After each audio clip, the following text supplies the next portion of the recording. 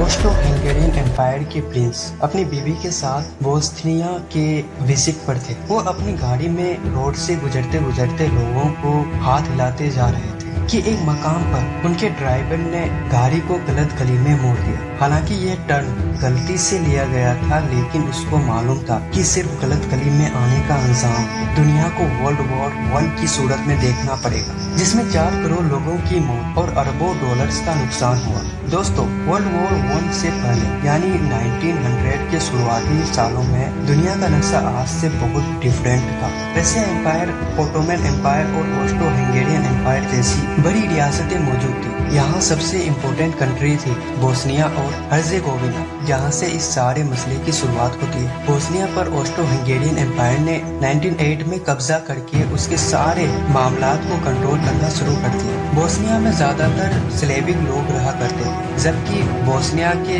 हमसाया मुल्क सर्बिया में भी काफी स्लेविक लोग मौजूद थे। इसलिए दोनों मुल्कों के लोगों की एक दूसरे के साथ हमदर्दियां मौजूद थी। लेकिन सर्बिया ऑस्ट्रो-हंगेरियन एम्पायर का हिस्सा नहीं था। अब इन दोनों मुल्कों के लोग थे तो एक ही, लेकिन इन दोनों पर अलग अलग रियासतें राज करती थी। ऑस्ट्रो-हंगेरियन एम्पायर चाहती थी कि सर्बिया पर भी कब्जा करके उनको अपनी एम्पायर का हिस्सा बनाए। इससे बोस्निया समेत सर्बिया भी इसके कंट्रोल में आ जाए और यहाँ के लोगों में भी दुनिया खत्म हो जाएगी। लेकिन यहाँ के लोग ऐसा नहीं चाहते थे। स्लेविक लोगों में ऑस्ट्रो-हंगेरियन एम्पायर के इस प्लान को लेकर काफी गम और गुस्सा पाया जाने लगा। उनकी ख्वाहिश थी कि सर्बिया, बोस्निया और हर्जेगोविना, जहाँ स्लेविक लोग रहते हैं, ये सब एक ही आजाद मुल्क बने, जिसे ग्रेटर सर्बिया या यूगोस्लाविया नाम दिया जाए। लेकिन फिलहाल उनके पास ऑस्ट्रो-हंगेरियन एम्पायर से नफरत करने के सिवा कोई ऑप्शन नहीं था। शायद ऑस्ट्रो-हंगेरियन एम्पायर सर्बिया पर हमला कर भी लेते, लेकिन उनको डर था रसिया से, क्योंकि रसिया नहीं चाहता था कि ऑस्ट्रो-हंगेरियन एम्पायर इस रीजन में ज्यादा ग्रो करे। इसलिए रसिया से लड़ने के लिए ऑस्ट्रो-हंगेरियन एम्पायर ने जर्मनी को अपने साथ मिलाकर उनको बैकअप पर रख दिया और रसिया ने फ्रांस के साथ अलायंस बना ली। वहाँ सर्बिया और बोस्निया के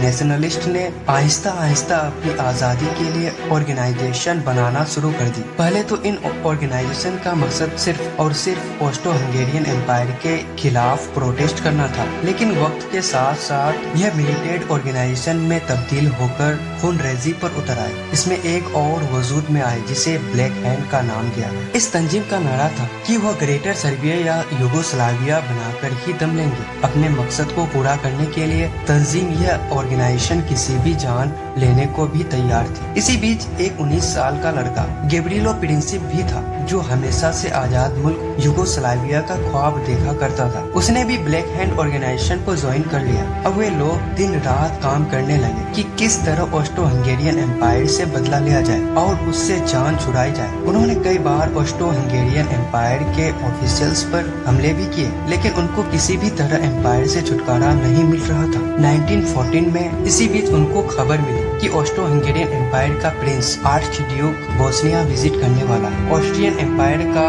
प्रिंस अपनी एम्पायर का बादशाह बनने वाला था और सर्बिया पर कब्जा करने का सारा प्लान भी इसी का था। ब्लैक हैंड ऑर्गेनाइजेशन के मेंबर्स को किसी भी सूरत इस प्रिंस को किंग बनने से रोकना था। ये खबर मिलते ही ब्लैक हैंड के मेंबर्स खुश हुए और उनके दिमाग में एक खतरनाक प्लान जन्म लेने लगा। इससे पहले प्रिंस आर्च ड्यूक के विजिट वाले दिन उनके रूट का पता लगाया। मालूम पड़ा कि वह सिटी हॉल में एक नए म्यूजियम की इनॉग्रेशन करने वाले हैं। ब्लैक हैंड के मेंबर्स ने प्लान बनाया कि उनके 3 लोग डिफरेंट लोकेशन पर लोगों के बीच खड़े होंगे। प्रिंस की गाड़ी जिस मेंबर्स के सामने से भी गुजरेगी वो पहले ग्रेनेड फेंकेगा और फिर साइनाइड पिल यानी कि जान लेने वाली दवाई खाकर पास मौजूद दरिया में कूद जाएगा। प्लान का मकसद ये था कि प्रिंस को मारने के बाद मरने वाला भी मर जाए। अगर साइनाइड पिल ने काम करना भी बंद किया तो दरिया में कूदने के बाद तो उसकी मौत पक्की है। ऐसा इस वजह से किया जा रहा था क्योंकि ब्लैक हैंड एक सीक्रेट ऑर्गेनाइजेशन थी और वह नहीं चाहते थे कि किसी भी तरह उनके प्लान्स का किसी को पता चले। जहाँ ब्लैक हैंड के मेंबर्स ये सारा प्लान्स बना रहे थे, वहीं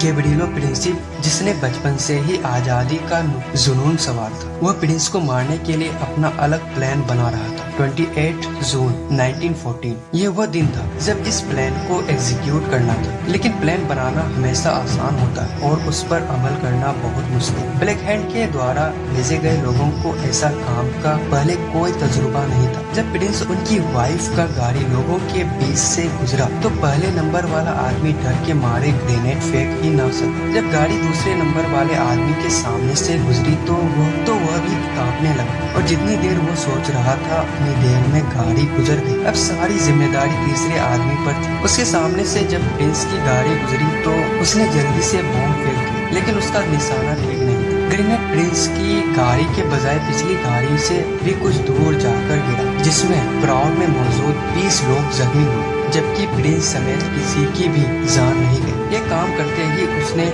जल्दी से अपनी साइनाइड पिल खा ली, जो कि पुरानी होने की वजह से नकारा हो चुकी थी। उस कैप्सूल ने उसकी जान तो नहीं ली, बल्कि सिर्फ उसे हल्की सी उल्टी हुई। ये सब करने के बाद उसने प्लान के मुताबिक दरिया में कूद गया, लेकिन शायद आज उसकी किस्मत खराब थी। उस दिन दरिया का पानी सिर्फ 1 फुट से थोड़ा ज्यादा था, क्योंकि इस मौसम में दरिया सूख चुका था। पुलिस ने मौके पर पहुंचकर उसे अरेस्ट कर लिया और इस तरह प्रिंस के कत्ल की साजिश नाकाम हो गई। लेकिन कहानी में ट्विस्ट अभी बाकी है। गैब्रिएलो प्रिंसिप अभी भी अपने खुफिया मिशन पर मौजूद था। बम फटने के बाद फौरन प्रिंस उसकी वाइफ को सिक्योरिटी में ले जाकर सिक्योर जगह पहुंचा दिया गया। प्रिंस आर्च ड्यूक गुस्से में बोस्निया के मेयर से शिकायत करते हैं कि हम आपके शहर विजिट करने आए थे, लेकिन आपने तो हमारा इस्तेमाल बम से किया। प्रिंस को जब बताया जाता है कि बम फटने की वजह से 20 लोग जख्मी हैं, तो प्रिंस फौरी तौर पर अपना शेड्यूल चेंज करके म्यूजियम के बजाय हॉस्पिटल जाने का फैसला करते हैं, ताकि जख्मियों की खैर खबर मालूम की जा सके। लेकिन शेड्यूल और रूट चेंज होने की इत्तला उनकी गाड़ी के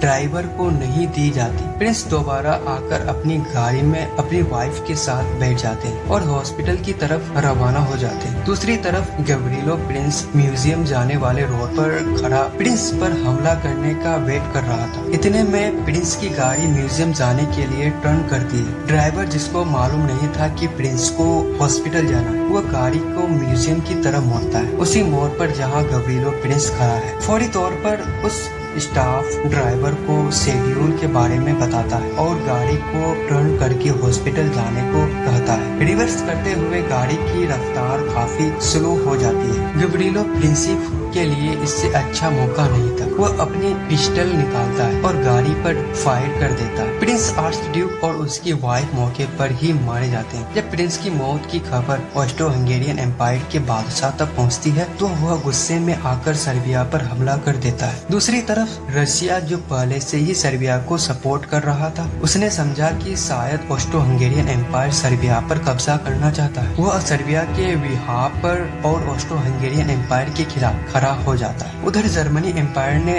पहले से ऑस्ट्रो हंगेरियन एम्पायर की सपोर्ट का ऐलान कर रखा था, वह भी रशिया के मुकाबले में आ जाती है। ये देखते हुए फ्रांस, जो पहले न्यूट्रल रहने का इरादा कर रहा था, वह भी रशिया के साथ मिलकर जर्मनी पर हमला करता है। ऑस्ट्रोमन एम्पायर को कमजोर करने में फ्रांस और रशिया का बड़ा हाथ था। इसी वजह से वो जर्मनी की सपोर्ट में अपने हथियार निकाल लेते हैं। यूनाइटेड किंगडम फ्रांस के साथ मिलकर मिडिल ईस्ट में ऑस्ट्रोमन एम्पायर को खत्म करने की साजिश की थी। वह फ्रांस के साथ जा मिलते। देखते ही देखते इस जंग में जापान और यूएसए की भी एंट्री होती है। एक गलत टर्न लेने की वजह से वर्ल्ड वॉर 1 का आगाज हो जाता है। कहा जाता है कि अगर उस दिन प्रिंस की गाड़ी ये रॉन्ग टर्न न लेती तो शायद उसकी मौत नहीं होती और यूं वर्ल्ड वॉर 1 शुरू होने का मौका नहीं मिल पाता।